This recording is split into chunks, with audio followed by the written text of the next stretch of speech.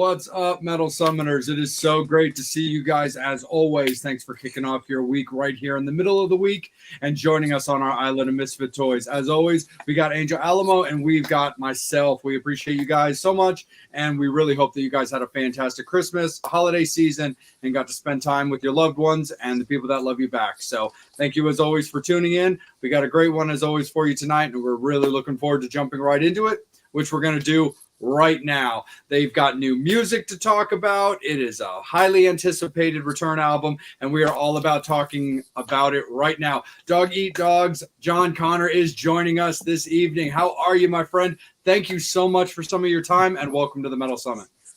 It's my pleasure to be here. What's up, Angel? What's up, Jay? Hey. Stoked to be here. Thanks for inviting me. Absolutely, man, for sure. Super duper stoked to have you. And again, we set it off the air, but first and foremost on the air, dude, congratulations on Free Radicals, brother. Appreciate it. Thank you very much. Absolutely. I'm glad you guys enjoyed it. Yeah, man, absolutely. Talk a little bit about it. Like, it's been a highly anticipated, like, kind of like comeback album, or anticipated, like, new album, kind of however you want to look at it. But tell us about how Free Radicals came to be and it being out and about now. Yeah, well, we started a partnership with Metalville in Germany, and they asked us if they could put out our self-released EP in a repackage, and part of the kind of idea behind it was that they wanted us to do a full-length record.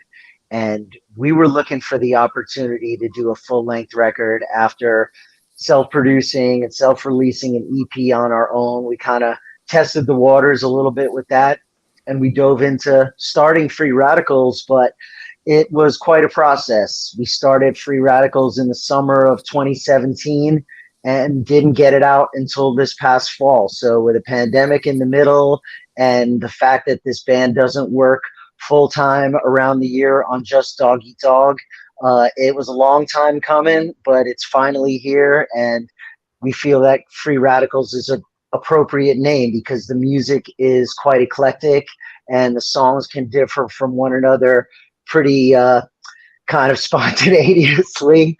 So yeah, it's the right title for this album.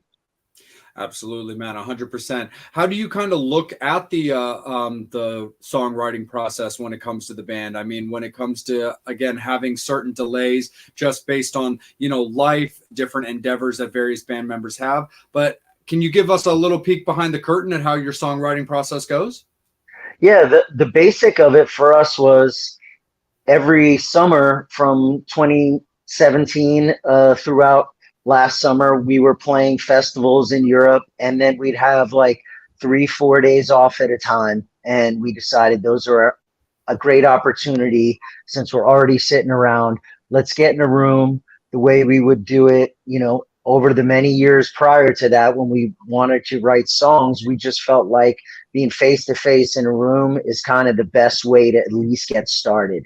You can use modern technology now to make demos, you can share things, from halfway across the world, but there's nothing like the chemistry and the vibe of musicians in the same room creating music. And I think there's a lot of value in that. And that's how we started on the album. Different parts of the album took on a life of their own in studios or through a slightly different demoing process. But for the most part, we sat in a room and we fleshed it out.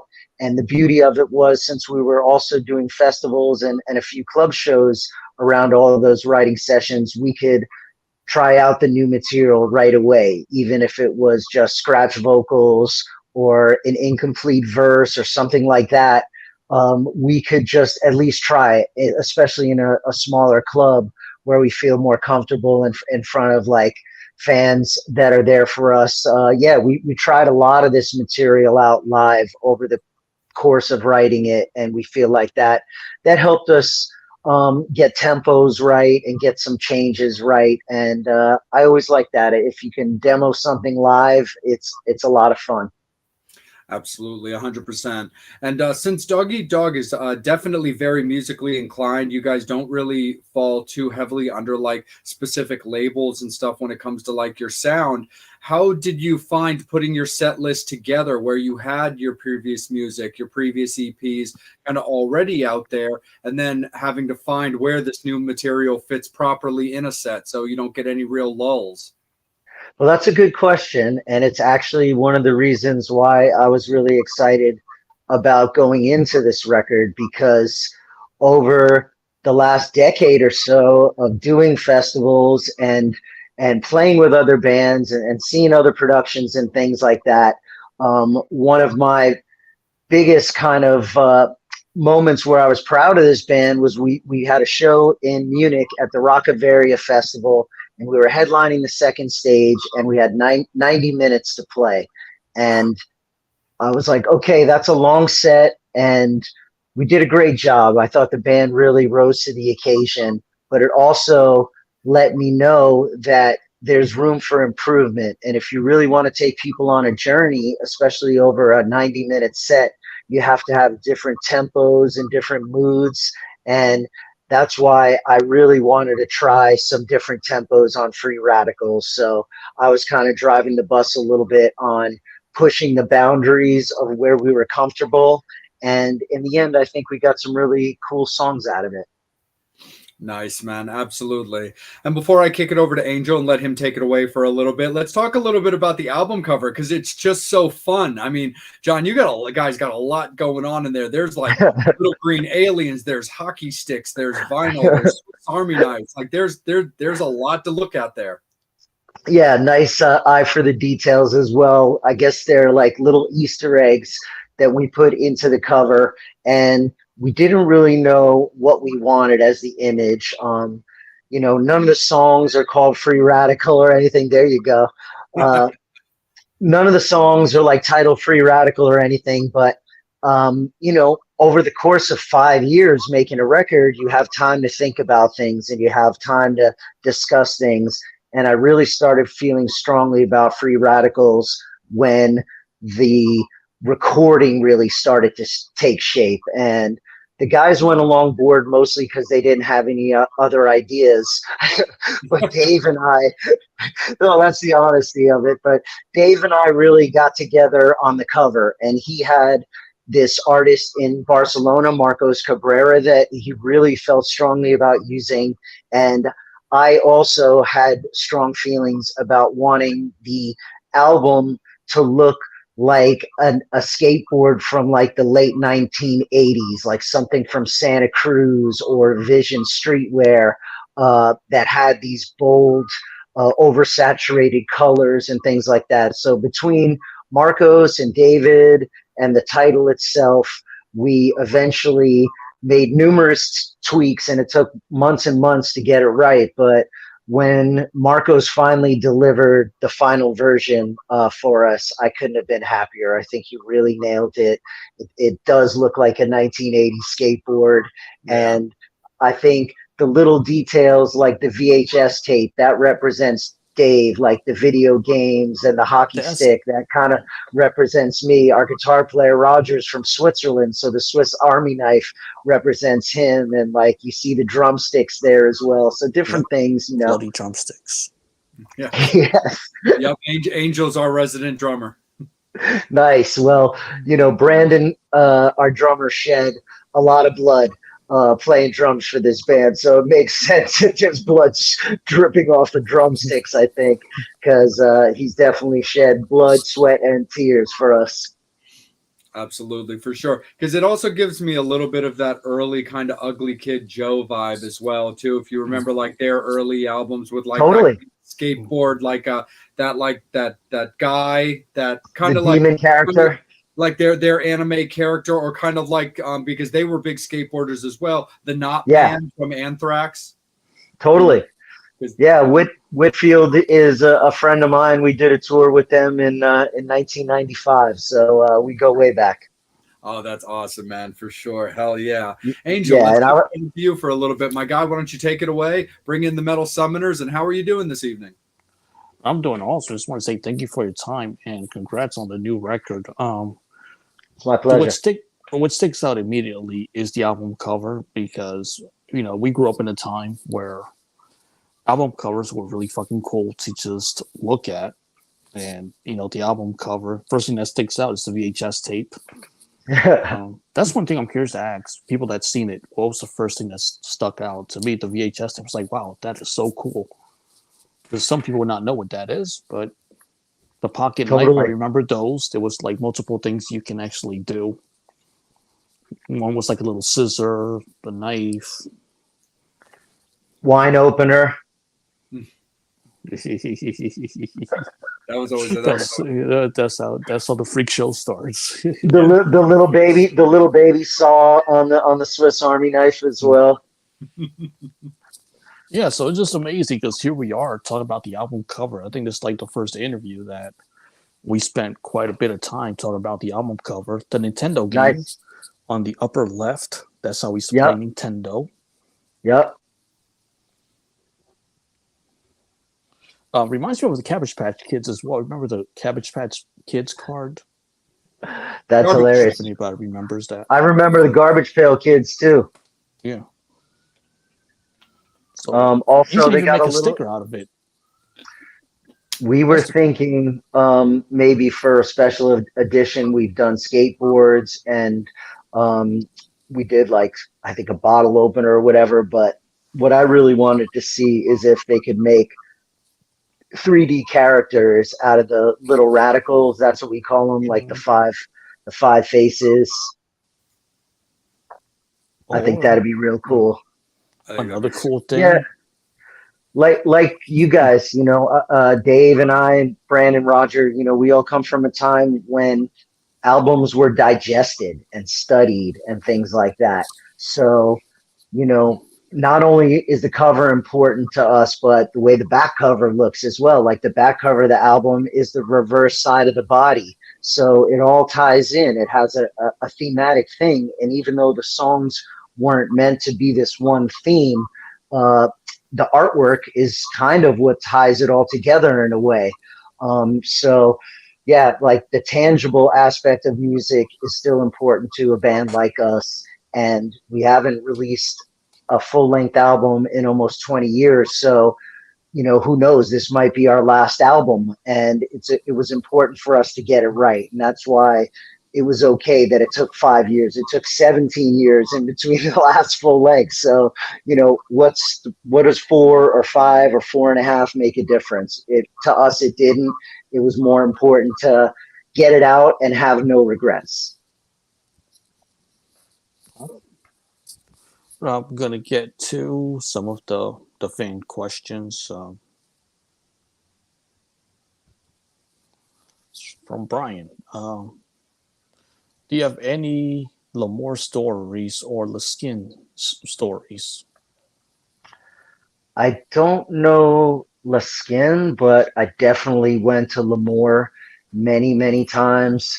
I saw Manowar in the front row at L'Amour. I saw Slayer play L'Amour back in the Rain and Blood times. The Bad Brains with Leeway opening, many great moments. Anthrax there many times. Crumbsuckers. I mean, L'Amour's was, for a 16-year-old and 17-year-old me, that was the place to go. I mean, that was probably the biggest place you could see a metal concert, other than maybe occasionally a band like Judas Priest or Iron Maiden playing like Madison Square Garden or the Continental Brendan Byrne Stadium out in New Jersey. So growing up in the New York, New Jersey area, L'Amour was very important to us to be able to go see shows. And like I just rifled off, 5 or 10 bands there or more that I've seen over the years there. And yeah, it's an important spot. If you had to name a single artist or band that drove you to become a musician, who would that be? I guess I would kind of have to, I kind of credit Ozzy Osbourne in a way for inspiring me. Maybe not so much to sing, but When I first heard the song Paranoid, I remember I was like delivering newspapers and I was riding on my bike and I just like I had this electricity run through me and it was because of the song. And that that was the first time in my life that I can remember like rock music or metal music giving me that feeling. Like I had heard Kiss and I heard AC/DC and I liked all that stuff. I was attracted to it. But when I heard Paranoid, I was like, okay, this is something different. So I'll put Ozzy in that category because he kind of inspired me to sing, and also he's a non-traditional singer. Like he does things his own way, but when you hear him, you know it's Ozzy, and that's a great characteristic to have as a vocalist.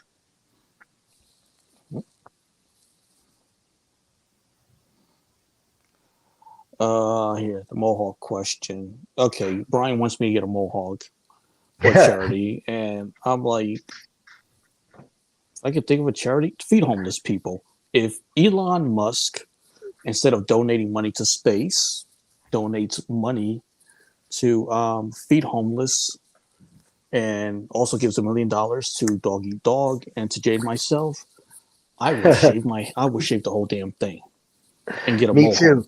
Sign me up. I'll get the Mohawk, whatever. I'll get the Liberty Spikes, whatever you want. That sounds like a great deal. I'm in. So Elon Musk, donate money for homeless. And I'm hungry, so yeah, donate money to us too. Our middle name is Eat. Exactly. Yep. The word Nordcore and how it influenced you. Yes, The word Motley, what? we hear you, Motley. We didn't forget Hey, about Motley. you. I know, seriously. Like, You also have to donate money to Motley as well. Is that the word hardcore? Nordcore, yeah. I'm Nordcore? not sure if he meant hardcore. You probably meant hardcore. It might have been. I mean, uh, hardcore music and the hardcore scene has been a big part of my life and a big part of Doggy Dog's story. Especially our beginnings. You know, we started out in 1990 and we were playing in hardcore clubs with hardcore bands. We're certainly influenced by lots of different types of hardcore and punk music, anything from Murphy's Law, Bad Brains, Leeway. Um, but we also love Metallica and Exodus. And before that came Iron Maiden and Priest and Rush and things like that. So David and myself have a very similar upbringing. We're from the same part of New Jersey. We got into metal first, and then we got into hardcore. But also being part of that region gives you an opportunity to see and be exposed to a lot of other different music. So we got into things like industrial and reggae and hip hop.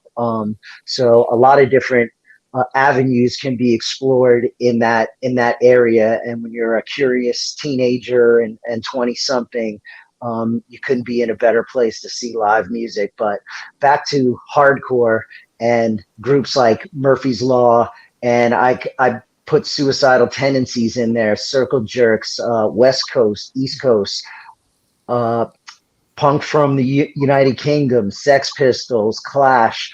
All of that stuff resonates with Doggy Dog and myself. So, you know, I think punk and hardcore can be labeled kind of lumped into the same genre when you're a band like Doggy Dog and you have so many different influences and different styles that are trying to bust out of you, that hardcore and punk definitely can be put together, and both of them have had an enormous influence on us. We're going into 2024, so are there any plans as far as touring in 2024? Yeah. For Doggy Dog, we have shows as early as the middle of February over in Europe. We are looking forward to announcing some more shows in Europe for the spring and summer, but also trying to put together an American tour for this spring and some dates in the United Kingdom as well for this spring. So we're constantly working on how to kind of promote the record and move it forward.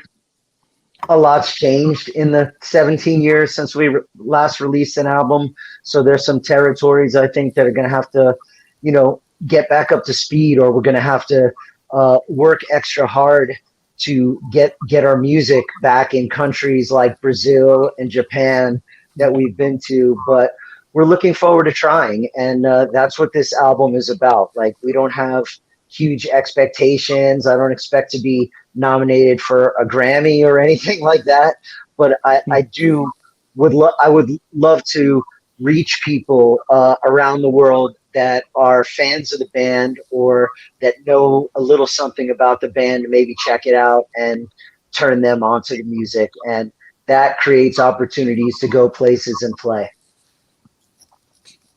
I mean, one of the, I guess because I've never been to Europe, in which I do hope to go just for the sake of what's the life like over there with rock music? Because I keep hearing that over there, the music is a lifestyle. It's not like over here where you just listen to what's the most popular rock music. Where over there, I mean, it's literally a lifestyle. So just kind of curious to know your take on the difference. Yeah. How is it like touring over there? Well, we haven't done a ton of touring in America in the last 20 years, but I live here, and we did some touring in 2021 and 2022 in the States with Life of Agony. So what I'll say is, in Europe, there is a bigger festival circuit, and there's places that draws bands from all over the world, especially rock and metal and hardcore bands, over to Europe every summer. And after going there for 25, almost 30 years, now it's like, you see a lot of the same people and the connections are made. So there's a big scene that's developed over decades over there. And I think in the States, the festival thing is starting to catch on now. Of course, we've had Woodstock and even things like Coachella or whatever, but it takes more than just big ones. It takes festivals at all levels to help build a bigger rock scene. And I think that Europe has had experience with that longer than we have in the States. But maybe it's coming to the US. There are still radio stations in Germany, in Belgium, in France that play rock music over the airwaves, terrestrial radio, and I don't know how much of that is left in the States. Maybe not that much. When you say that they play music, just curious to ask, do they play the new music? Yeah, I think so. Because over here, of course, the classic rock, they won't play the new songs from Extreme's album or Wingers, but they will play the classic songs. So Right. How is it over there with them supporting new music? Well, I can only go by our experience, and so far, I think from the reports that I've gotten is that our album is doing better on North American radio than it is in Europe right now.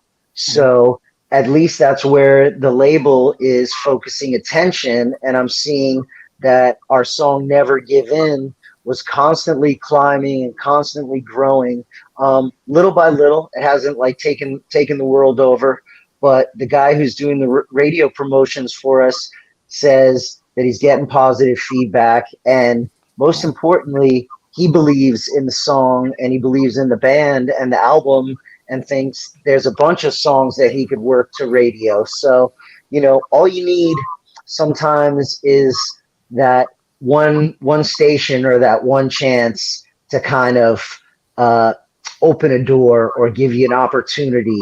And a band like us that can play live and that can tour, if you give us an opportunity like that, we'll make the most of it. Awesome. And you mentioned with Japan, any chance of you guys heading over to that market? I would love to say there is, but I don't have any concrete evidence of that. Okay. However, I haven't also leaned into our contacts or overly pursued the that interest with our booking agents because we just spent the fall in Europe promoting the album and being there for its release, and then we planned on taking the holidays off. So I think we don't really have that much time in our calendar until next September or October to go anywhere other than the dates that we're already committing to now. So as I said with Dog Eat Dog, we are committed to this band and we're committed to this album, but we also haven't done this band full time for the last 20 years. So we're navigating our own personal lives and the demands of touring for the album. We've constantly been playing, but it's mostly in the summer and springtime, and now we're opening ourselves up to a little bit fuller schedule, and we're just trying to figure it all out, I'd say. Yeah, because I mean, we're fans, and like I said, sites like Blabbermouth, they constantly post. I was talking to Jay about this yesterday. I was like, we just need to just like when you guys announce the tour dates, I promise I'll definitely put it on Ballbuster Music. That's like another website. Perfect. That's like a music site, and put it with the dates along with the interview. Just Nice. whenever you're Thank doing you. anything new, whenever you're putting out Appreciate it. anything, or just for the Thank sake you, of guys. reminding people of the new single, because sometimes you just have to remind people. I mean, we seem to have a short span, or Yeah. short attention span. And I noticed that on Blabbermouth, they will go back, recycle an interview to promote, just to kind of do another go around of the same song. Yeah. So Well, we're on it. We're doing our Appreciate best, you 'cause- guys. Oh yeah, absolutely. Okay, awkward question. I'm That going to must need a be bottle funny. of Jack Daniels for this one. Would you rather fight Billy from Biohazard or Harley? Wow. I would not fight Good- any of good. them. Good question. The answer is neither, but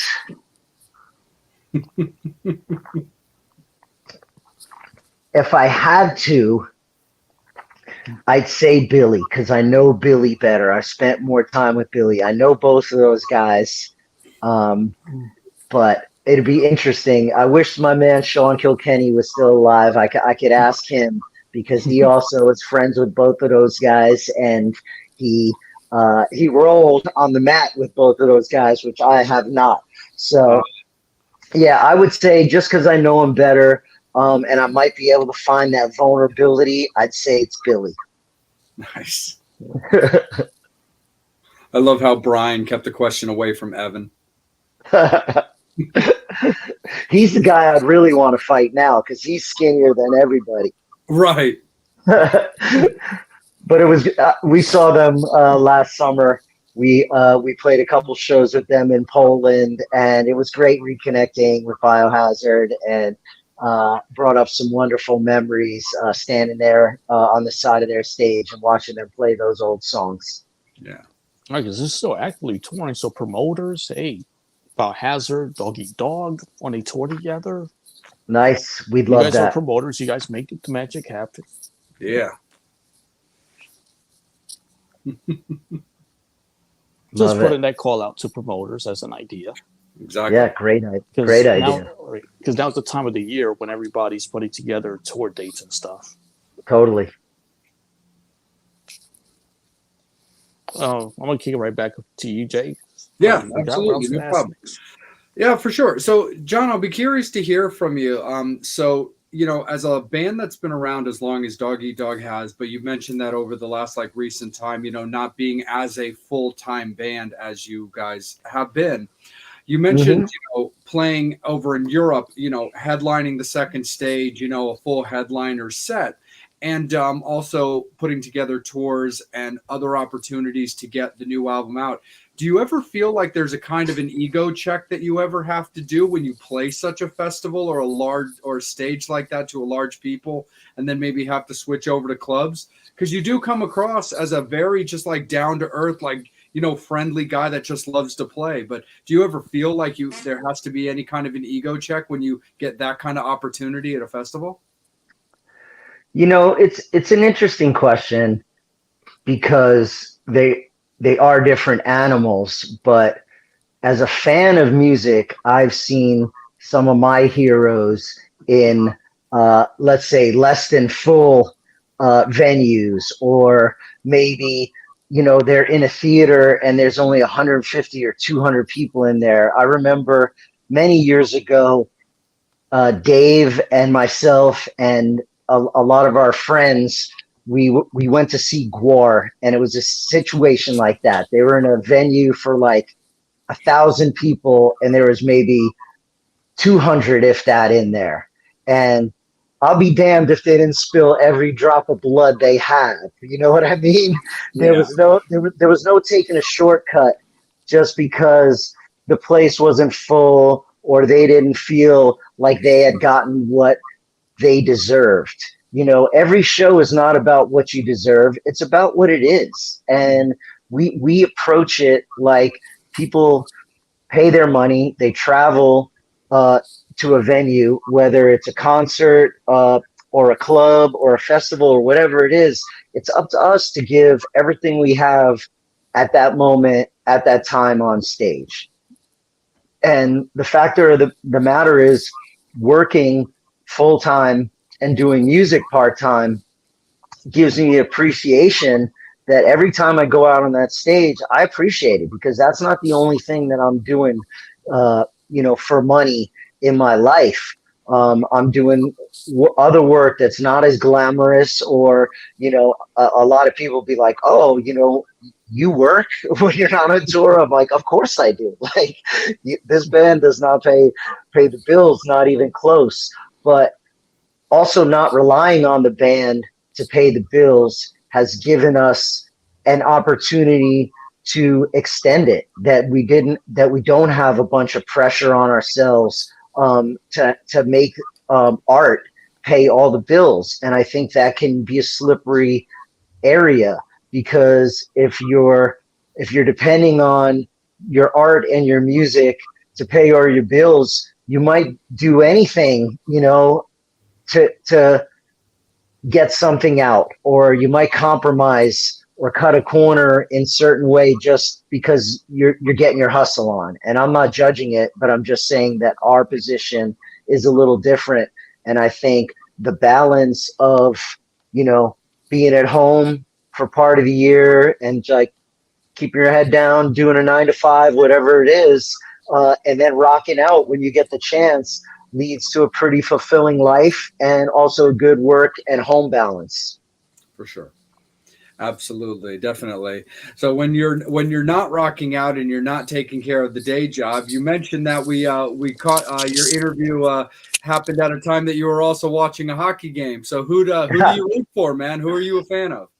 Yeah, I'm a born in New York City, and the New York Rangers are my team by birth.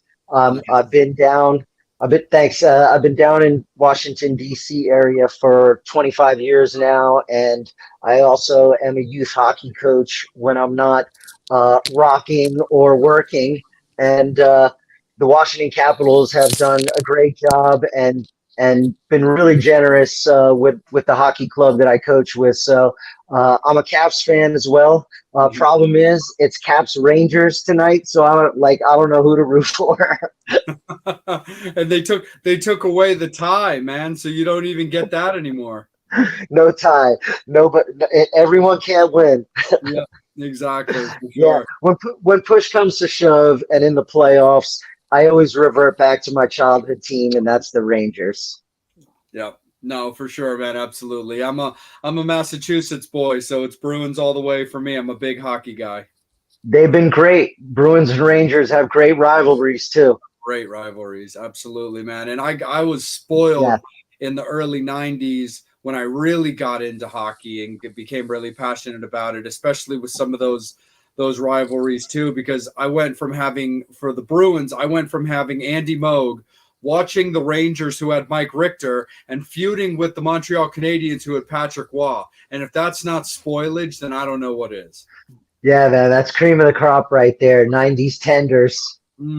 Absolutely. My dad got into hockey because of me, and he was a big Eddie the Eagle guy. He was a Ned Belfour guy. Nice. Well, you're speaking my language. I'm a big goalie nerd. Okay. Yeah, so I'm definitely into all those 90s and 80s goalies. That was they were always the most interesting because they had like, everybody else was in a uniform, but the only differentiating thing was like that goalie mask. It made those guys stand out and kind of gave you a little bit of view into their personality, and I just thought that was so cool. Oh, I always used to say that, man, if I ever like went pro when it came to hockey, if I was ever a goalie, I would just have an arsenal of like the coolest masks ever because I'm a really big horror fan. So like Nice. the amount of just arsenals worth of just horror inspired masks I have, I would probably just like I'd probably spend like half a season's worth of my salary just to have about 10 masks of various horror whatever that I could just rotate on my mood. Love it, love it. Yeah. Well, you guys got to get my bass player and band partner, the guy who started the band with me. Dave's a big horror guy as well, so at Nice. some point get him on. Yeah, Yeah. No, absolutely for sure. I mean, no, the band's always welcome. I appreciate it. when Nathan had reached out about the interview, he'd used you by name, saying that that you were in that interview with John. I was like, yeah, no, absolutely. But I've seen that you guys are also very, you definitely share the wealth amongst the band members with interviews and stuff. Yeah, we tried to. I mean, Dave and I started the band along with Sean Kilkenny, uh, and we we've always everyone's been comfortable speaking to and for the band, especially back in the 90s when we were doing a lot of press and promotion and flying all around the world because you didn't have Zoom back then, when you actually had to fly and do interviews. We all were doing press, and it's important for us. When we started the band, we didn't have that many rules, but um, what we did agree on was things like, hey, whoever wants to talk to us, from a fanzine to the New York Times, whatever it is, we're going to talk to anybody, and we're going to promote this band to anybody who wants to know about it. And we also, from our artistic standpoint, we also decided that we didn't want to limit ourselves to just hardcore and punk. I wanted to throw elements of hip hop in there, and if we wanted to put some horns in there or whatever direction, our the first recorded EP of ours opens with a banjo strumming. So like we've always done things our own way, and we like to keep it that way. Absolutely, for sure. And that's also an interesting topic to get into as well, because like nowadays is way different from the 80s and the 90s. Because the thing that was so crazy about that time is, like you said, this did not exist. And there was also a certain amount of like privacy that came along with that. Because back in the day, like if there was a change in a band member, or if there was like a situation or whatever, like you didn't know about this stuff till the band management, record label, what have you, were ready to put things out in certain ways. Right. Even something as a disagreement on stage, everybody's got a video camera in their pocket now, where Yes. two people might not, might get into a big argument, or one might crack a dude over the head with his bass or something, but didn't even know about it, unless Right. it, maybe the town that it happened knew about it. But now, like, there's, rumors of a person maybe potentially leaving the band, or hey, there's a practice going on with this kind of a thing. And it's just Totally. the interesting time when it came to that. So how do you remember and look back on when those interviews used to happen in the 90s, when it wasn't quite as easy? Like, for example, if you and I were just friends on Facebook, I could just message you and just be like, hey, are you down? And worst comes to it, you're like, hey, I'm in, but you got to go through my PR, which is totally cool. Yeah. And other Yeah. times, Angel and I simply just reach out to people, reach out to our peers, and just offer. And sometimes they're Yeah. just like, you know what? I am just down for that. So how do you remember back then when it came to like what we're doing right now? Yeah, it was a different process. I I liked I like people and meeting people. So the wear and tear was much more difficult because we'd be doing shows at night, and then we drive somewhere, and at 9 or 10 in the morning, somebody from the record company be knocking on the bus door and like, grabbing me or Dave or whatever, and we'd have to drive an hour to a radio station, and you sit around for an hour, and then you get on there for maybe 10 minutes or 15 minutes, whatever it is, and then you're back in the car for another hour and a half or whatever. So there was a lot of wear and tear, but not every band got the kind of promotion that we did.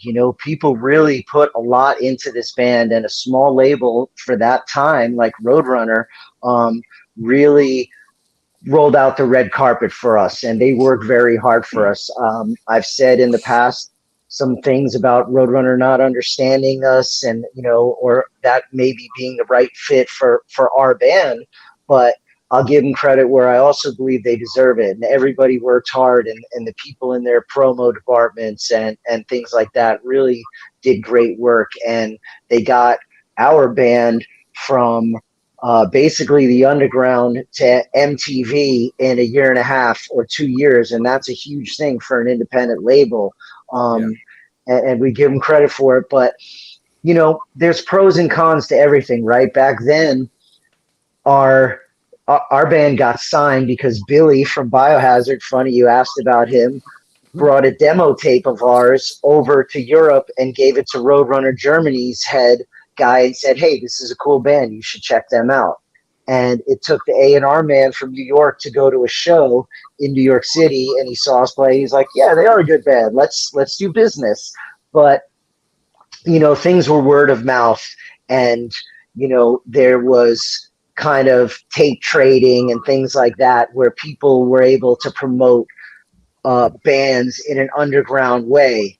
Yeah. But it took a very big effort to get things into the mainstream consciousness. So when we hit there in the mid 90s, it was just the right timing for us. We were a band with a different sound, with a different look, and people in Europe, at least, and some other parts of the world gravitated towards it, and they were like, "Hey, this is something new. This is different."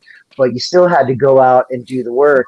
And now you could put out a song or even just a TikTok video, and if it hits the right way, all of a sudden you have all this attention and all this clicks. But it hasn't happened to us. I'm not saying I wish it for it or wish it not to happen. But what I'm saying is, as hard as we worked and as real as those connections that we made in the 90s were, it still kind of went away, right?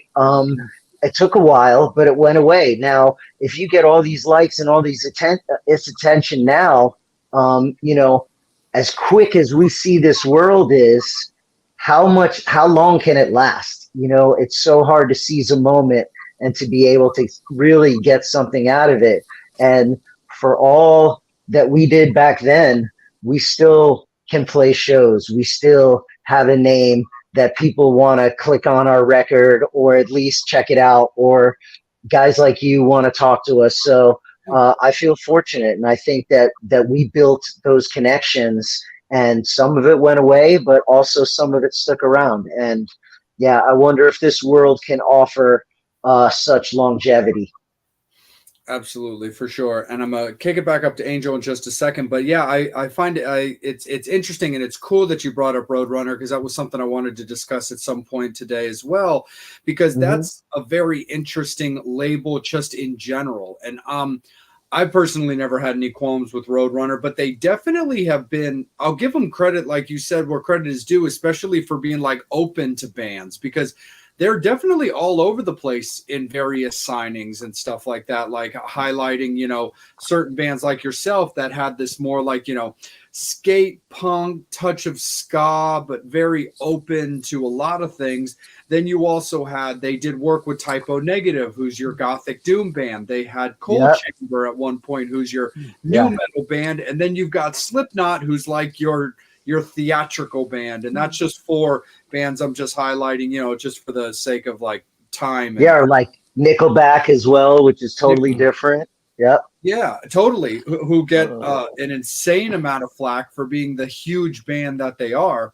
You know, they're not for everybody, and that's cool. You know, that's also one of the things that makes music so great. But I mean, that was definitely an interesting time, especially in the 90s when you're involved with a record label that definitely is willing to put their hands in various cookie jars. Yeah, I think as an independent label with feelers out around the globe, I think they had a pretty good pretty good feeling for what was happening in metal music and hard rock music. So they absolutely, I mean, the summer of '95, it was unbelievable. It was like Madball, Dog Eat Dog, Fear Factory, Life of Agony. I mean, the list goes on and on. Sepultura, we were just all doing festivals in Europe. There's the famous Dynamo 95 festival, and half the artists are Roadrunner bands. I mean, they just own that summer. And they had even more success later on, like you said, with Slipknot and Nickelback and things like that. So I just think they were willing to take chances, and sometimes the independents can move a little bit more fluid. They just caught bands at the beginning of something rather than major labels that tend to jump on something that's already established. Sure. Absolutely, man. Definitely. Especially in those times. Oh, yeah. No, 100% sure. Because like back in those times, tours were very like driven, and there was definitely a lot of like eclecticness when it came to tours. And then you had festivals like Lollapalooza that were kind of all over the place. But at the same time, there was definitely, you know, it was still the big machine as well. So there had to be some thought into some of these packages. Yeah. Absolutely, for sure, man. Angel, let's kick it back up to you, man. Sounded like I tickled your funny bone a little bit on that last one. Just laughing about Lollapalooza, the great controversy. Yeah. Metallica's headlining Lollapalooza. That was a big controversy. Yeah. Well, Perry knew what to do. That's when Perry, you don't know what, like, I'm done. Yeah. Bye. Yeah. That's when he left Lollapalooza. Perry's no dummy. But you know what? Kudos to Metallica. Like,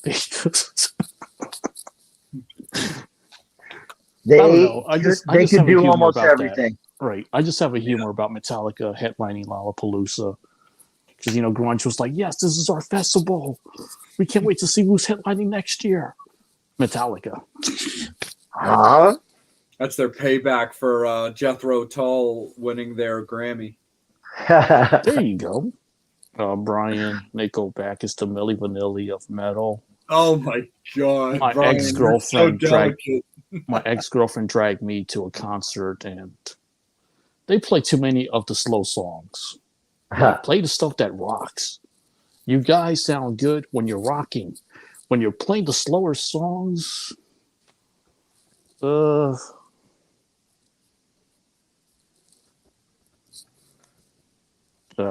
we get something about.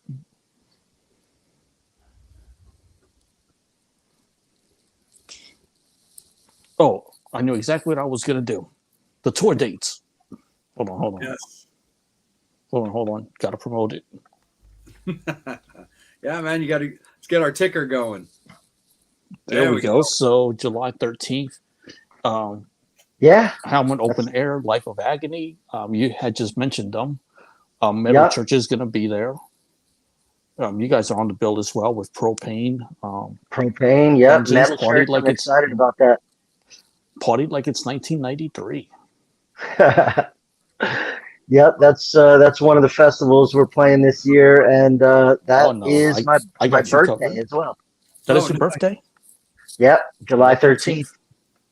Come party with me on my birthday.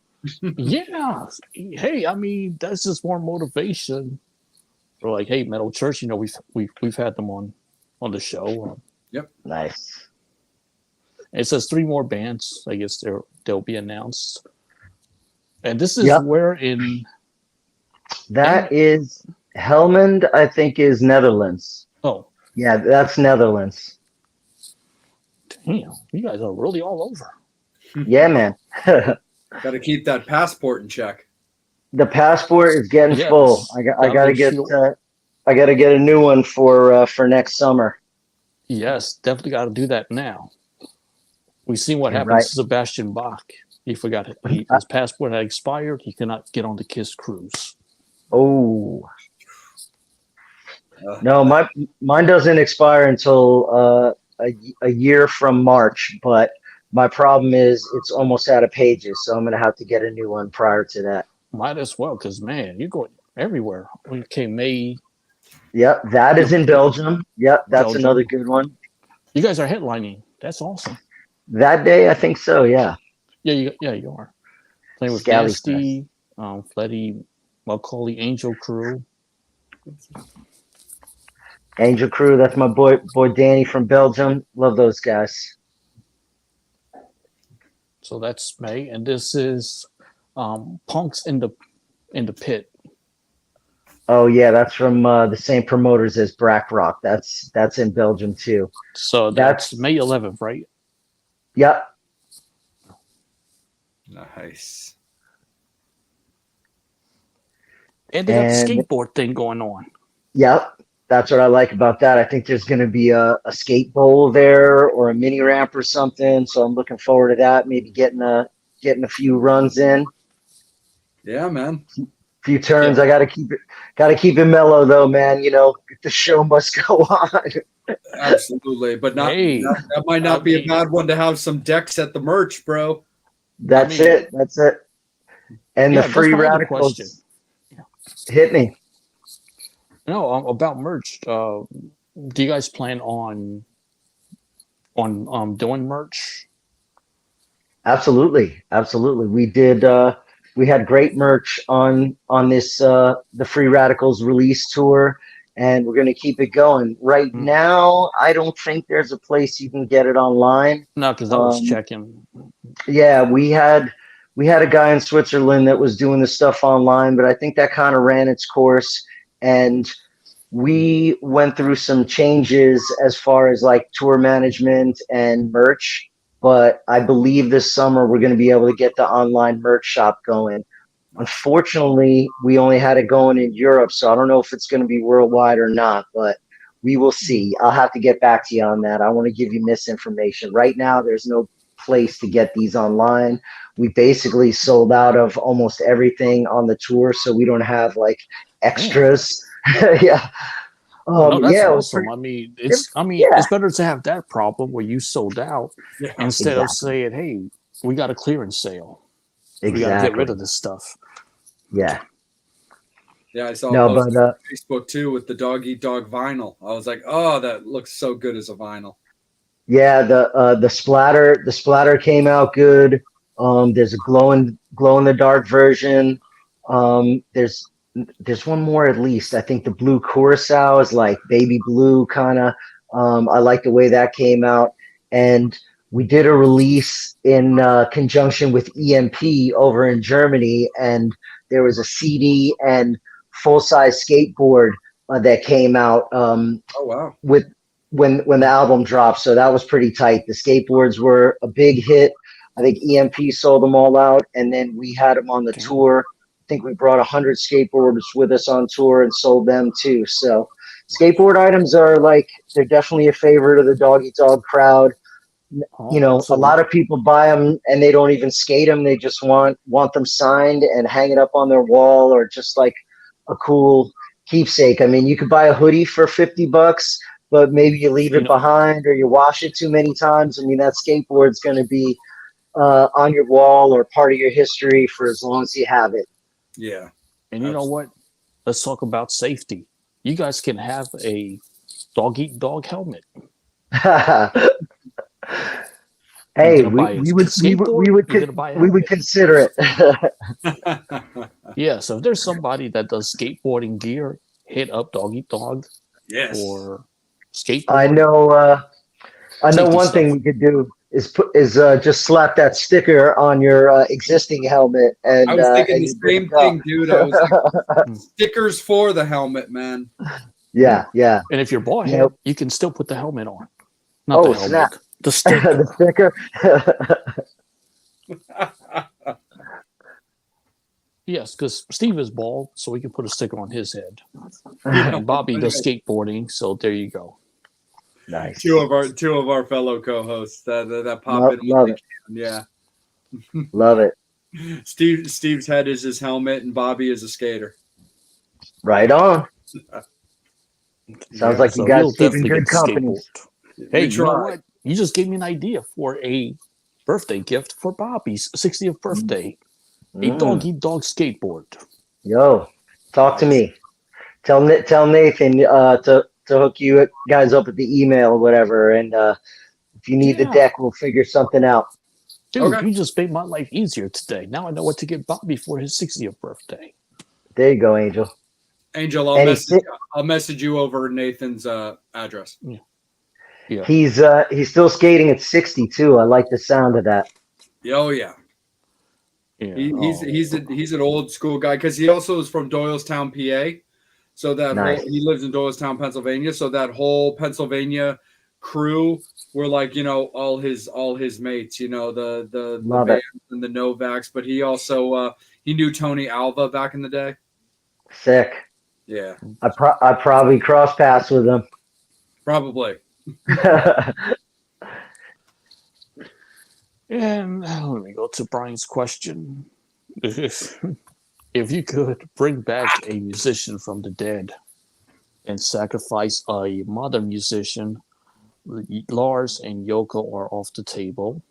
Who would you bring back and sacrifice?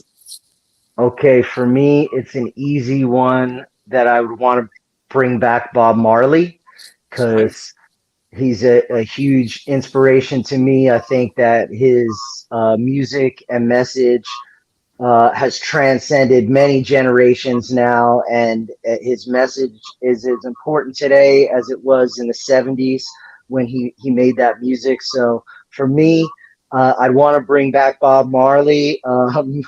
Who's getting the axe here? Wow. I'm going to say Gene Simmons. Wow. me I didn't see that one coming. neither. That just kind of came out of left field, but he already ended Kiss. Mhm. So Yeah. now we end him. That's our first that's our first Bob Marley Bob for Gene swap. yeah, I know. It's a hot take. It's a hot take. I know. just wait till this pops up on Blabbermouth. John from Dog Eat Dog wants to assassinate Gene Simmons. Not really, because we've said so many names. We've mentioned in the past other pop artists or I want a full sacrifice, not an assassination. right. No, totally. we get a lot of so far. Probably Dimebag Darrell has probably been so far the most requested bring back. I believe it. So from who's the most requested sacrifice? we've gotten the entire rap genre a few times. I just can't connect whatsoever with Beyonce, so she's always my sacrifice. All right, gotcha. I'm not a huge fan of hers, but I do like rap. I was gonna say Taylor Swift, but that would a lot of young girls would have nowhere else to go. Right. We've gotten Taylor Swift. Angel's a big boy bands guy. Like, get rid of them. Let me clarify that. yeah, Understood. like songs anyway. like They don't even sing like, them. yeah. Like I'm personally cool with the overall like rap community, but for me it's more about that 80s and early 90s. I really struggle getting behind any of it now. But the NWAs, the Public Enemies, the Houdinis, the Run DMCs of the world, like That was a great time. yeah. I'm down for that. Like for example, I've always been I'm constantly very critical of the Super Bowl halftime show because I just think it sucks every year. But I will say, like 2 or 3 years ago, that like throwback to West Coast rap that they did, Yeah. I thought that was really good. Yeah, I got to give props to Snoop Dogg for smoking weed on the field at the Super Bowl. I mean, 100%. yeah, you got a lot of props for that. No, you know, I feel that if somebody is doing music and it's coming from the heart and they're creating it themselves, then good for them. Doesn't mean I have to like it. Definitely doesn't mean I have to support it. But I do feel that if somebody's making that art and it's coming from a place that they really believe in, good on them. So I try not to like bag on any artists or any particular genres. Like, you know, I'd rather celebrate what I like than what I hate. No, absolutely, man, for sure. Right back up to Angel. And so when it comes to the set list, I mean, how do you decide what new songs to put on? Yeah, well, we started playing in the summertime. About half of the songs were new songs, and the majority of the other songs that we were playing where we kind of decided, okay, what songs do we have videos for? What do people already know us by? What are the songs that people are most connected with Doggy Dog up until 2022, prior to the album release? And then as far as the new song, that I think that was 5 or 6 songs we have videos for. And then with the new songs, we knew there was going to be 4 singles before the album came out. So we try to play all of those songs every night as well. Didn't always work out that way, but it was pretty much half and half. And then when we went on tour this year, you know, it was the Free Radicals tour. We've been playing some of those songs from 1993, 94, 96, 99. We've been playing that music for 20 years. You could have heard us play only that music.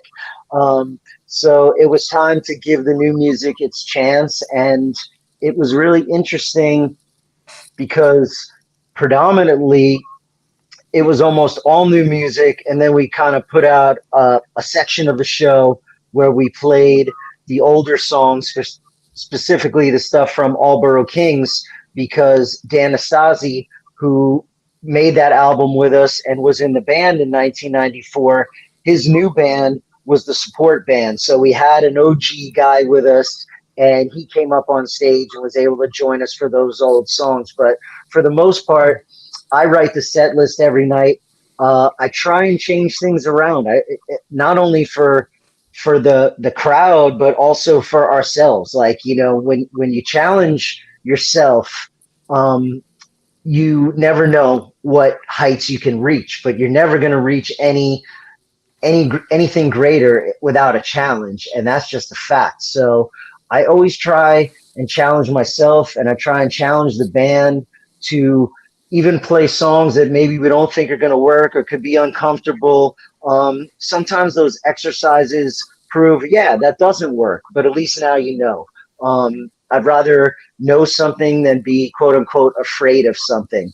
So we really like to put ourselves, you know, in as much discomfort as possible on stage, because I think that breaks you from the routine of doing the same thing every day, every night. I want to try and find the new moment to make a connection, or try and say something different in between the songs if I can, in some way lead to, it sounds corny, but some magic, you know, some kind of connection, some sort of moment that everybody feels and was like, whoa, that was cool.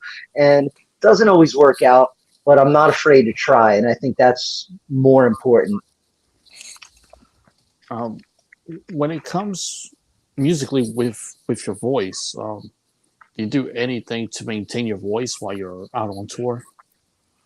Definitely, definitely. I was lucky that in the early '90s, when we first signed of Roadrunner, um, the singer from Life Agony, who was then called Keith, prior to Mina, Keith turned me on to this vocal coach in New York City called Don Lawrence. And Don Lawrence is a really well known figure in the New York music scene and singing scene. I mean, he had gold plaques on the wall from Bon Jovi and Sebastian Bach. But he also, since training me and countless others, he also he got name checked when Lady Gaga won her first Grammy, so I know that he was big influence on her. So yeah, Don Lawrence taught me his technique, and I've been using it pretty much ever since then. And it's a basic warm up, scales or something like that, and then I just kind of get my blood flowing in my body. Maybe some calisthenics or some stretches, whatever it is.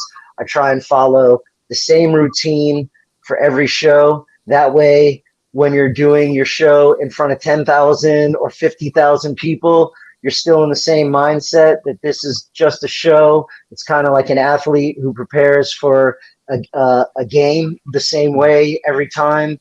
That there's no game that's too big or too small. You're in that kind of that mindset. Oh, well, I'm curious to ask, when you come off the stage, coming from all that adrenaline, how do you decompress from that after It's not easy. It's not easy. It's one of the things that makes touring so unnatural, in my opinion, because you're sitting around all day waiting to do this one thing, and then you do it. And if you do it right, everybody loves you, and you're the greatest thing for 1 hour or 90 minutes or whatever it is. And then everyone goes away. And it's like, oh shit, now what do I do? And luckily for me and for us, I think our band, because our band and our crew are close, we look out for each other. We make sure everybody's okay. I think one of the ways that we generally wind down is to have a couple of beers or, maybe smoke a doob or whatever. But that's, that works sometimes, but it doesn't always work. And it's not really the best way. I mean, to be honest with you, I don't have any like secret, generally for me, I got to wait for that adrenaline to like stop coursing out of my body. And that takes time, generally 3 hours minimum. I'm not falling asleep unless I'm completely exhausted. Now, just the rituals that we develop over doing shows for 30 years, for me, I don't do a lot. Like I can't really drink before the show. Usually towards the end of the show, I'll crack a beer and maybe have a beer like over the last 2 or 3 songs or something like that. And then, yeah, afterwards, like I like Guinness, so I'll have a couple of Guinness and try and unwind that way. But, we've seen our friends and one of our founding band members pass away from bad habits. We've had countless friends in the music industry go too soon because they don't know how to deal with the loneliness of what happens after the show and when everybody's gone, or maybe they didn't have people around them to help them, or people couldn't reach them. A lot of people look at guys like Chester Bennington and Chris Cornell and being like, oh, those people had everything. Like, how could they commit suicide? And people don't understand the ups and downs of touring, about being away from their families, and not to get too heavy, but that's a reality of this business. There's like I call it, there's a unnaturalism about it, and the longer you spend on tour, the further away from real life I think you get. So That's why I think for our band, this part-time kind of attitude with music and with having other things at home that are real, even real jobs, is not a bad thing for a band, especially a band like us that has created a name for ourselves. Like, we're not living off it, but people haven't forgotten us either. So, being able to balance touring and real life is a skill, and it's taken us a long time to figure it out, but I think we're in a good place, and we have been for some years now. For sure. When it comes to the upcoming tour, and if let's say your fans are constantly clamoring for a certain song of the new record, would you guys play it just based off of fans say, hey, play this song? Yeah, we would, and I think it's part of what we do. I mean, we existed for more than 15 years just playing old music, so we know that people are happy hearing these songs from the past. And the same token, no matter what happened with this new album, if it became, let's say, Grammy nominated, and blew up in America, we still wouldn't forget about our old songs and about the people that enjoy that as well. I think, I've been quoted as saying that we don't write music like with our fans in mind or anyone in mind, and that's mostly true. What we decide to put on a record certainly has something to do with fans, but the factor of the matter is, when you're going out and you're playing music live, you want people to be there. You want to enjoy and share that experience with them. So we're indebted to our fans who show up, and there's a responsibility there. I don't understand when artists refuse to play a song that everybody in the audience wants to hear. Right, that's some weird power trip sicko shit, in my opinion. Why even go there if you're not going to play the songs that people want to hear? Has always been our kind of ethos, and I believe we will stick to that until we stop playing live. Right. I think I remember John Bon Jovi one time, he said, I have to make a compromise, give the fans what they want and give myself what I need to get through the show. Mm-hmm. And I'm just being respectful if I can ask this question about back in '93 with Warrant. They put out the Dog Eat Dog record, and then your record label put out an EP called Warrant. Yeah. Just wondering if we could discuss that, or just. Of course we can. Yeah. Awesome, because I wanted to talk about that too. Yeah. I've talked about that in the past, and the short story is, we were recording our EP or getting ready to, whatever it was, and we were excited. We had a record deal. We were getting our first release to come out, and I think it was just going to be self-titled at that point, Dog Eat Dog. And then this hair metal band, Warrant, comes out with a band and they call it Dog Eat Dog, and we feel like they stole our thunder a little bit. And at the same time, we also figured, if we call our album Dog Eat Dog like the same year or within 12 months of theirs, it's like, what the hell is going on? And being the pranksters and assholes that we are, we decided that the right thing to do would be to call our EP Warrant, and it confused everybody. And I know those guys weren't particularly happy about it, and I'm sorry if they feel like we slighted them in a way, but we were just having fun, and we still are just having fun. Yeah, I mean, at the time, music was just getting too damn serious with the grunge thing. Yeah. So, I mean, that was the most fun we had. And there was also Pretty Boy Floyd and Ugly Kid Joe. Exactly. Kind of. I mean, there were not any rivalry going on, but they were just having fun with it.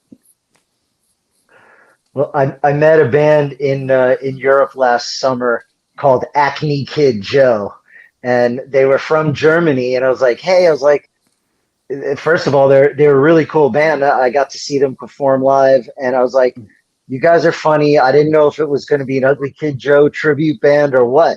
And they started laughing, and they're like, yeah, because of the name, we get that. I was like, you know the band, right? And they're like, of course we do. You know, we're fans of theirs. Like, we're not trying to be like them or anything. And I forget how they came up with the name, but like those things just happen, you know. And it's hard enough to carve out your identity or do something original or even just have fun. I don't know, music and this journey that I've been on and my bandmates and I have been on, like it's really, it's not worth it unless you're enjoying it, unless you're having fun. It's a hard job. When you're having fun, and if you're not having no fun, I can imagine it being brutal. So I know why bands break up, and I know why people, you know, like the Gallagher brothers can't get along. And you know, it's not an easy thing to do. Like creating a band and keeping it alive is like performing alchemy, and you gotta have a good sense of humor when you're performing alchemy, I believe. And question about the new record. Do you have any leftover songs from the album? Or the 14 are just what was written and recorded for the album?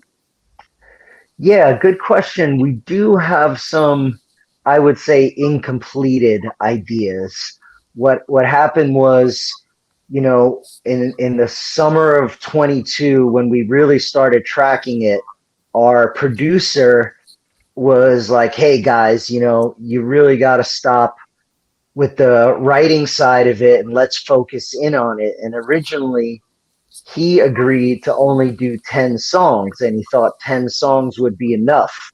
And in the end, when we were finally kind of whittling it down at what we were actually gonna mix and gonna complete and everything, we decided that these 14 songs had made it in one way, shape, or form over the course of 5 years. They made it through a pandemic, and there's a couple of them that are even like, you know, a minute and a half or 2 minutes long. So I don't even consider them totally full songs in a way. So I was like, all of these songs belong, and let's figure out a way to get them all on the album.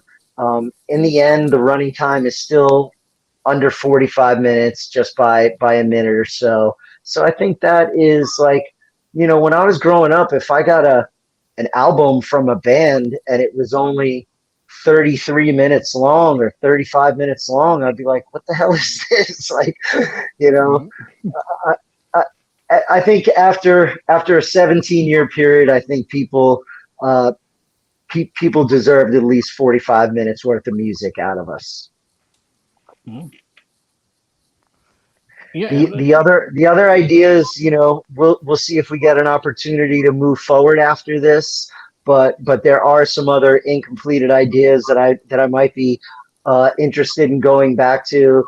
And just to answer a question you didn't ask, I would love to write more with this band. I really enjoyed the process, and I think that, you know, now that we kind of got this out in the world, I really feel like we could move forward from here if the right opportunities arose. You know, definitely. Let me kick it back up to Jay, who's been more than patient. No, absolutely, man. No worries. But no, John, it's been great so far, man. I mean, we're pushing an hour and a half at what feels like 10 minutes. Really? But it's been absolutely fantastic. But kind of an interesting question I can't kind of help but ask is, what was your most challenging tour that you remember? Whatever that you would love that you'd be down to talk about. Was there a touring band that was just challenging for you guys to be on the road with, or was there just a tour in general that was just difficult for you guys? Well, I'll tell you two short stories. The tour we just completed, the Free Radicals tour in Europe, was 18 shows in 20 days. We're basically working six nights a week, playing anywhere from 75 to 90 minutes a night.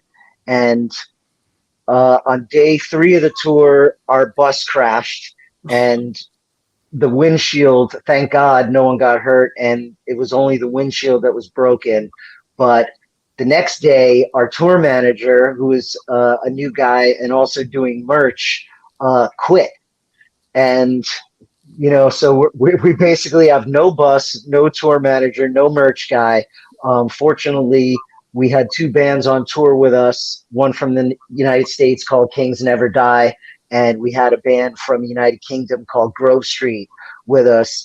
And Grove Street had a merch guy as planned with them, and he did a fantastic job of picking up the slack.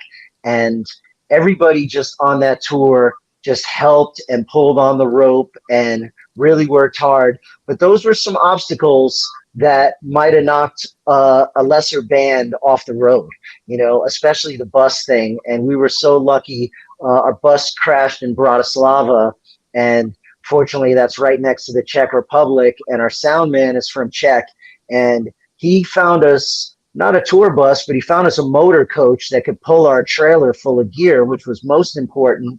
Within an hour, we were in a new bus, which is incredible. Wow.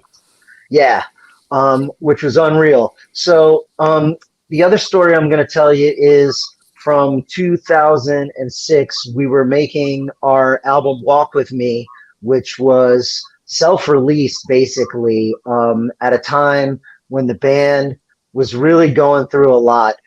We had kind of been on a downhill slide from the early 2000s up until that point, around 2005, and our manager got us in the studio with a gentleman named Klaus Grabke.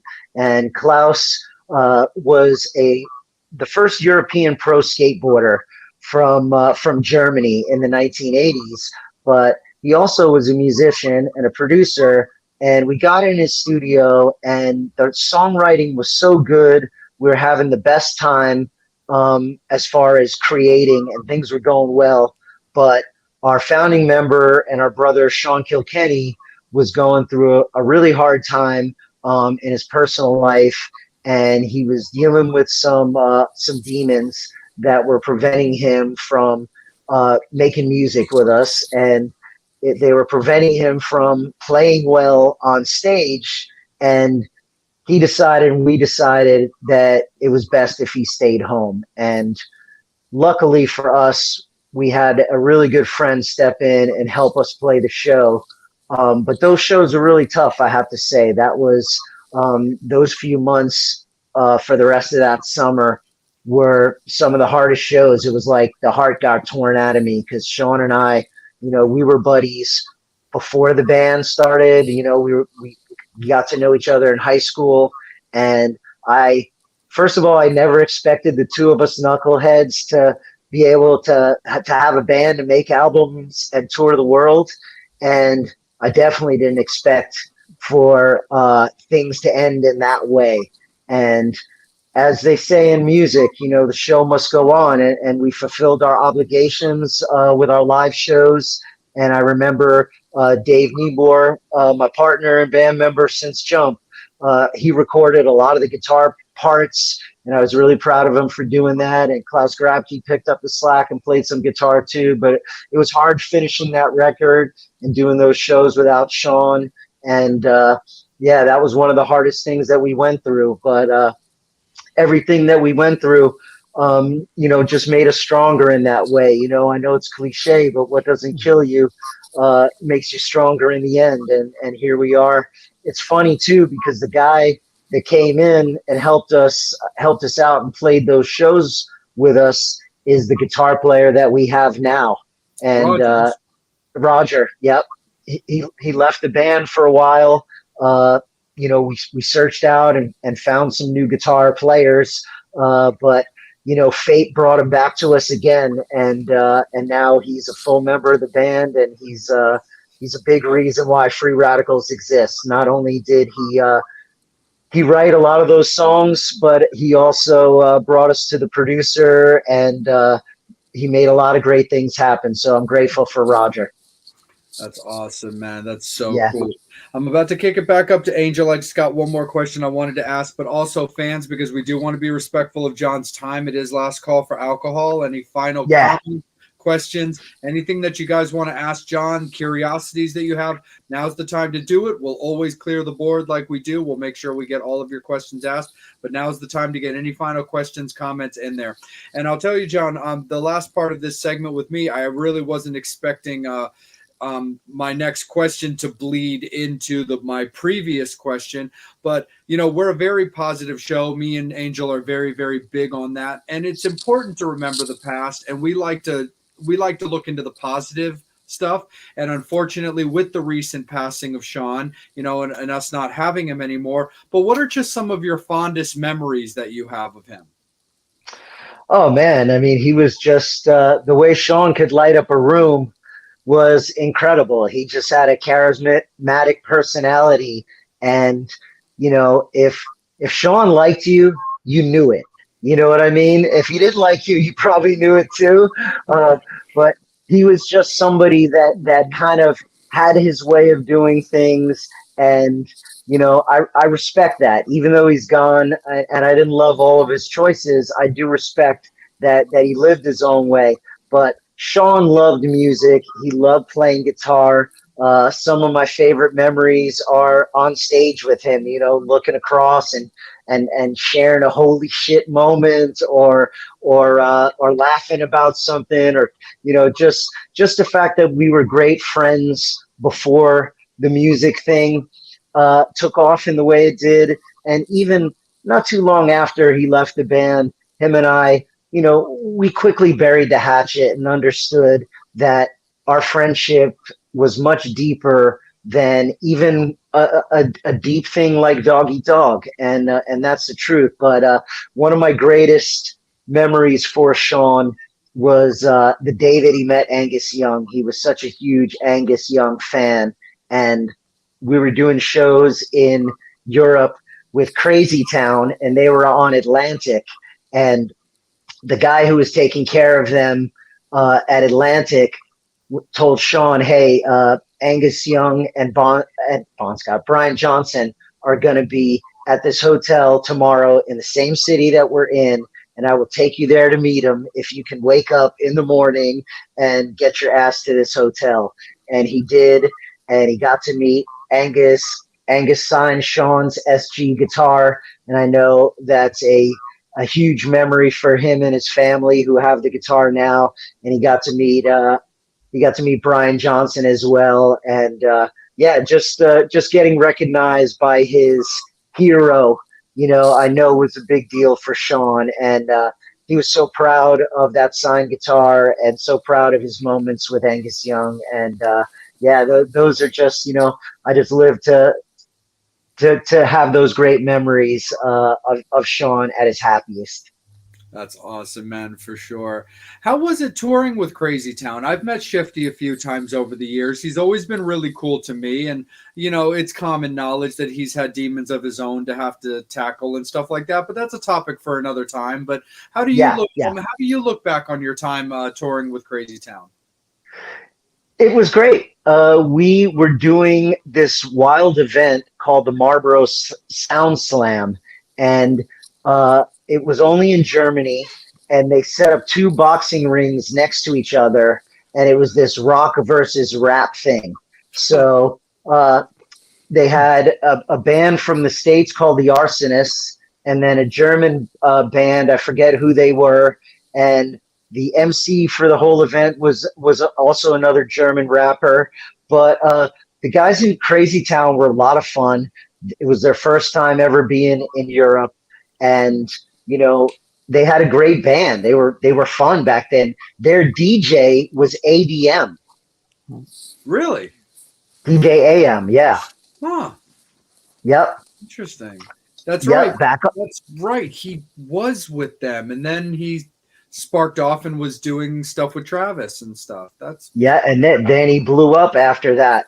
But no, those guys were a lot of fun. Some of them were partying, but I remember Seth and the other MC, I think those guys were like sober. A couple of the guys were sober. I mean, we were partying, so some of the guys were partying with us. But it was funny because on that tour we had a double-decker bus, but just with seats in it, and we all stayed at the same hotel every night. So it was crazy. Like every night there'd be this big party, and then we'd all get on the bus and drive to the next town or whatever the next day. But good memories. And Crazy Town, when they toured in DC a couple of times after that, we linked up with them, and I had some friends like Cottonmouth Kings, and I think my boy Chippy was on a tour with them as well. So yeah, good memories with those guys, man. We don't judge. People have their demons for sure, and Seth and those guys have been nothing but cool to us. Totally. Was that tour after the Butterfly explosion? It was right at the Butterfly explosion, basically. Oh, wow. Like they were coming over, and that was just like that was hitting in Europe, and I think Atlantic wanted them over to capitalize on that. Nice, man. That's so rad. Yeah. For sure. Yeah. Angel, let's kick it up to you, man, as we start wrapping it up for everybody and giving John back his evening. Cool. Thanks, Jay. No, of course. Touring Europe, how does the time zone messes with your body? I've been doing it for so long that I used to, just not even care about it. Nowadays, I'm in my 50s, so I'm eating smarter, I'm hydrating better, I'm trying to set myself up for success because, in my late 20s and early 30s, it was just like, hey man, party, have a good time, we'll sleep when we're dead. Now I know the value of good rest. I know what real recovery feels like when you've had a good night's sleep and when you haven't overdone it, or when you have one or two drinks when you get on the plane, as opposed to having a party the whole way over to Europe or whatever it is. We're just a little bit more savvy nowadays, and I think with anything in life, man, if you're doing anything 20, 25 years and you're not getting better and smarter at that activity, then you're doing it wrong. And let's see, one more thing. Just want to give people a reminder of, again, the new album, Yes. Free Radicals. It's a cool album cover, so you can do it like we used to do in the old days. Appreciate, look at all the cool stuff on the album. Hell yeah. John, which one of those characters is you? Oh, sorry. None of them are named. Well, actually, yeah, the guy with the microphone is me, and the baseball hat. Gotcha. And yeah, the guy with the microphone, that's me. And there's one thing I noticed: only one of them has 4 eyes.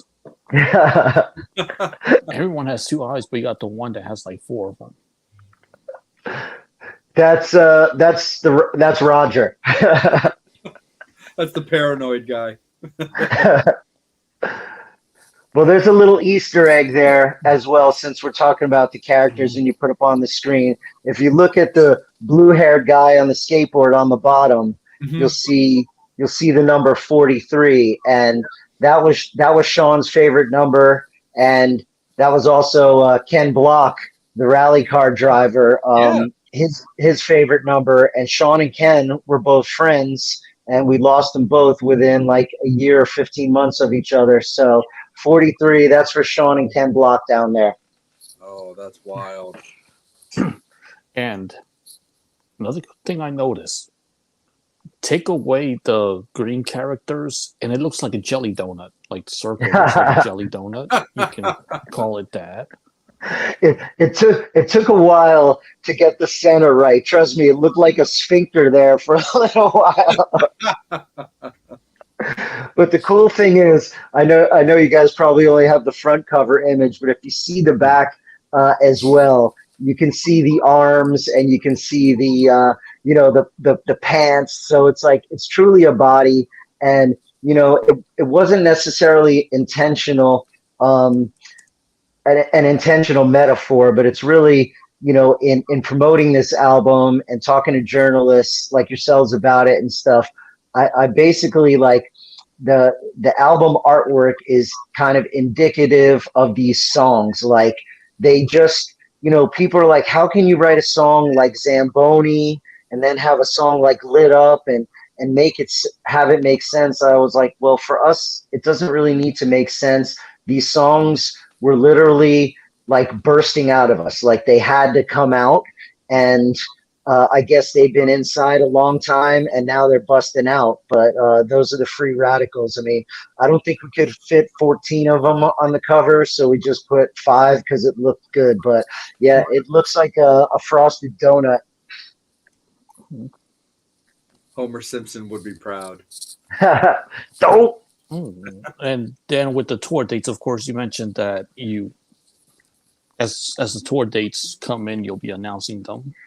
Yeah, the best way to stay in touch with us is our Instagrams and Facebook are most active. That's where the band members are. We answer the DMs. We post. It's very much band run. I'd say for other media, look out for the Doggy Dog official YouTube channel as well. That's where all the video clips that we've done for Free Radicals and our past videos, we were very lucky to amalgamate 2 of our Doggy Dog YouTube channels together. We kind of had a fan one that's been existing for like almost 15 or 20 years. And then we created our own. And we were so lucky that the creator of the fan one decided that he wanted to let us take that one over, because that one has like almost 10,000 subscribers on it and stuff, and it really helped us out to get the new music in people's ears and their eyes. So Doggy Dog Official, Facebook, Instagram, and YouTube are the best places to catch the band, and that's where all the information is going to be. The dates will be up as they come up, and closer to the tour time, we'll consolidate them into posters and things like that. Now they're just trickling in kind of one by one because they're all different promoters. Oh, you definitely see. Yeah. Yeah, I appreciate the chatting, guys, and you guys asked some interesting questions. I really love that you got the media up on the screen for everybody to see, and it was just like talking to a couple of buddies from high school. So I dig the convo. Thank you. No, our pleasure. Thank Johnny, you. Definitely. Thank you, man. And yeah, that really, we always address this at the end of our episodes, but that is the biggest thing for myself and Angel is how you felt about it. Like, did you have a good time? Did you enjoy yourself? Did you feel respected? And did you like the questions you were asked? No doubt, 100%. And I love the fact that you guys both had your own takes and wanted to ask your own things. And then also the fan component I thought was really cool too. I didn't realize we were doing this in real time. So that's a beautiful thing, guys. No, absolutely, for sure. And this was up currently. I mean, it's simulcast on both, but it lives in both too. This is on our Facebook page. It's also on our YouTube channel. John, if this interview can benefit you guys in any way, you're more than welcome to share it as you see fit. I'd love to. I definitely will. I want people to see what's up. And normally people don't get to see me with a beard. So I got, it's white beard season this month. So it just because it's cold. Yeah. We haven't quite made it to the playoffs, but just say it's your hockey playoff beard. Hey, the Rangers are leading the league right now, so I can't shave.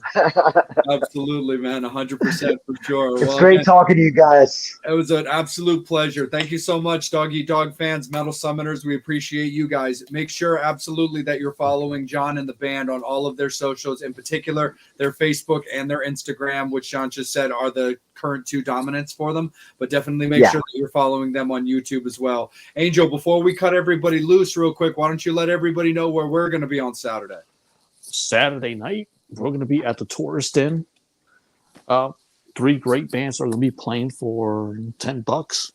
We're going to have Silvertone, Illusions, like, am I getting it right? Illusions of Grandeur. Yep. Illusions of Grandeur.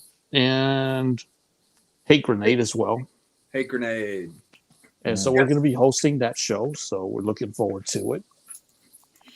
Absolutely, for sure. So come on out to York, PA, to Tourist Inn to hang out with us. Yes, just like Angel said, Illusions of Grandeur, headlined by Silver Tongue and Hate Grenade as well. And so we look forward to hanging out with all of our beloved metal summoners and meeting a whole bunch of new friends. But again, on behalf of John Connor and Dog Eat Dog, we appreciate him so much for rocking out with us this evening. Metal Summoners, thank you guys so much. Make sure that you're following Angel Alamo at Angel Alamo 78 on Instagram, as well as his Facebook page. Make sure that you're definitely following, liking, sharing, and subscribing to both the Metal Summit YouTube and Facebook pages, since that's where we do these interviews at. But make sure you're also following us on TikTok, on Instagram as well. And you can also follow us on Twitter. You can find me both on Facebook at my personal page as well as my musician page, which is Salem-J, or you can find me at Instagram, which I'm very active as well, at Just a R&R Junkie. But again, thank you guys so much. We'll see all of you fans at Tourist Inn on Saturday night. And John, we can't wait to see you on tour, man. Best of luck. Congratulations on Free Radicals. And just be safe, man, but soak it all in, man. Happy New Year, guys. Thanks again, Angel. Thanks again, Jay. Thank you. Absolutely. I'll see you guys another time soon, I hope. Happy New Year. Absolutely, brother, without a doubt.